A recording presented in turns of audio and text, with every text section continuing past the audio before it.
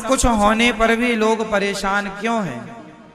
क्योंकि सबसे बड़ी गलती ये है, जब भगवान ने गोवर्धन उठाया, बहुत ध्यान से समझिएगा, हम लोग सबसे बड़ी गलती क्या करते हैं जीवन में, वो समझिएगा। गिरिराज जी एक उंगली से किसने उठाया? भगवान श्री कृष्ण ने।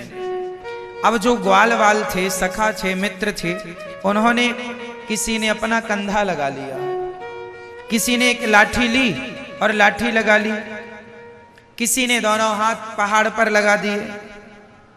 और थोड़ी देर बाद ग्वाल वालों ने भगवान श्री कृष्ण से कहा, कन्हैया तुम कुछ खा लो। भगवान बोले, मैं खाऊंगा तो पहाड़ नीचे नहीं आ जाएगा? तो ग्वाल वालों ने कहा, कन्हैया क्या पहाड़ तुमने उठा रखा है? अरे हम लोगों ने इतनी लाठियां लगाई हैं, हम लोगों ने हाथ लगाए, कंधे लगाए, तो पहाड़ तुमने थोड़ी उठाया, हम सबने उठाया, हमारा भी योगदान है। भगवान बोले, अच्छा ठीक है, तो तुम लोग संभालो, फिर मैं नीचे करता हूं हाथ। हाँ हाँ तुम नाश्ता करो।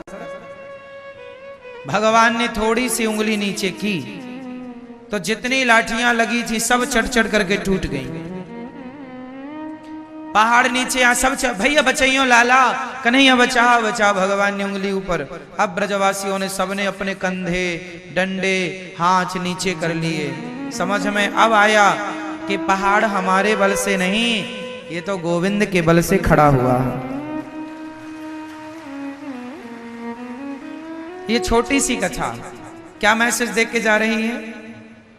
मैसेज यह है कि सबका भार किसके हाथ में है? भगवान के हाथ में है। आप लोगों ने जो कंधे लगा रखे हैं, मैं कर रही हूं, मैं कर रहा हूं। आपने जो लाठियां लगा रखी हैं, मैंने ये किया, मैंने वो किया। आपने जो हाथ लगा रखा है, मैं ना होता तो ऐसा ना होता, मैं ना होता तो मर जाता। ये गलतफहमी निकाल दो। किसी के कुछ करने से कुछ नहीं होता। हुई है सोई जो राम रची राखा। हम और आप कुछ नहीं कर सकते। हम आप कुछ करने वाले ही नहीं हैं। सब कुछ करने वाले कौन हैं? भगवान। जो लोग इस सच्चाई को नहीं स्वीकार करते, जो लोग इस सच्चाई को नहीं मानते, वो लोग दुखी होते हैं। जो हो रहा है वह भगवान की इच्छा से हो रहा है। जो हुआ था वह भी भगवान की इच्छा से हुआ था। जो होगा वह भी भगवान की इच्छा से होगा। अच्छा, आप क्या कर सकते हैं बताइए? आप में से ऐसे कितने लोग हैं? हम सबसे सवाल कर रहे हैं, बताइए आपके पास कितना पावर है? आप क्या कर सकते हैं? क्या आप दिन को रात बना सकते हैं? क्या आप नदी को समुद्र बना सकते हैं? क्या आप बूढ़े को जवान बना सकते हैं? क्या जवान को बूढ़ा बना सकते हैं? क्या आप चाह कर भी अपनी कमर का दर्द मिटा सकते हैं? दवाई ही तो खा सकते हैं, अच्छा इलाज ही तो करा सकते हैं। वो इलाज के बाद भी दर्द जाएगा या नहीं, ये आपके हाथ में। आपके हाथ में होता तो दर्द ही ना होता। किसान खेत में बीज ही तो बो सकता है, कितने कुंटल फसल आएगी किसके हाथ में है?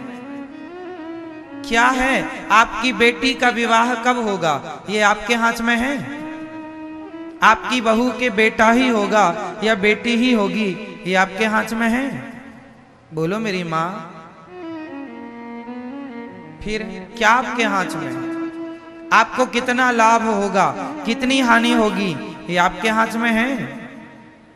इसलिए बिंदास आनंद पूर्वक जिंदगी जीना सीखो। टेंशन लेके मरो मत, घबराओ मत। जो कष्ट आए, संकट आए, फेस करते चलो। उस सिचुएशन को हैंडल करते चलो, घबराओ मत, डरो मत, क्योंकि जो हो रहा है कहीं ना कहीं भगवत इच्छा है। इसलिए हर हाल में प्रसन्न रहना सीखिए। आपके हाथ में, हमारे हाथ में कुछ नहीं है, इसलिए जब कुछ है ही नहीं तो हम किसी बात की टेंशन लें क्यों।